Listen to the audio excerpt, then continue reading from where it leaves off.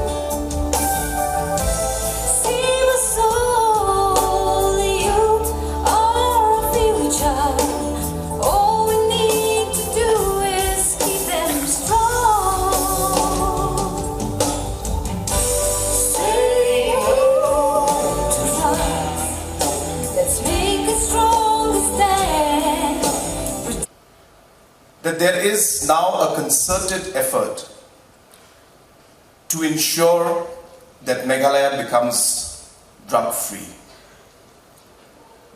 And this thought process has started quite some time back. This particular initiative and the work that we are seeing that's happening for the past years, couple of years, is part of a larger strategy, I should say, of ensuring that we come out with a complete policy or a program for the youth. I have repeated this in many of my statements and my speeches before, that we are developing our policies and programs by keeping the people who matter at the center of the decision that we take. The thought process with which we have been creating and policies and making programs and taking actions is no longer scheme-based, is no longer a program based. The decision is based on the respected stakeholder, whether it's the youth of our state, whether it's the women of our state, whether it's the farmers of our state. We realize that until and unless we don't put these stakeholders at the center of our decision making, our policies and programs will not have the desired impact that we want. And hence, when we came out with this youth policy, we realized that apart from ensuring that policy that is there in generic for the youth, it must be very broad. Not only are we talking about education, which is very, very important for us, but we need to also realize that sports and music plays an important role in a child's upbringing. We also realize that we can't complain about the youth and the problems that they're facing when they become very, very, much older, like in their teens and maybe in adult. We need to realize that the policies and programs starts very, very early, even as early as the time when they are still in the mother's womb. And hence we have been developing this kind of comprehensive policies. The reason I'm telling you this is you need to realize that this program that you're seeing today is not just because today's drug-free, drug abuse and illicit trafficking day, which is being organized by Government of India, Meghalaya and the whole world and the UN. This is happening because it is part of a plan. It's not just a single program that's happening.